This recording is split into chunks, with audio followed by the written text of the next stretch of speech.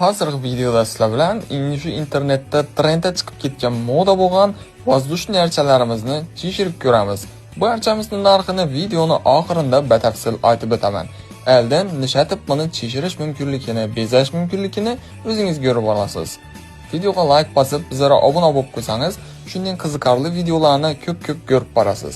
Aytgancha, bu archamizni chishirish uchun bizga shunday alohida nasos kerak bo'ladi. Sababi og'iz orqali chishirsak bo'lsangiz, nim qiynalishingiz mumkin. Archamizni muhim bo'laklarini shunaytib alohida chishirib, havo bilan to'ldirib olamiz.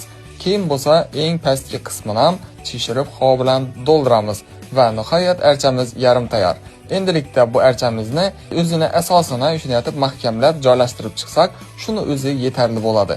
Ko'rib turibsiz, archamizni tinglash uchun ko'p vaqt ketmadi va tayyor bo'ldi. O'zingiz 1 dan 5 gacha baho bering. Kommentariyada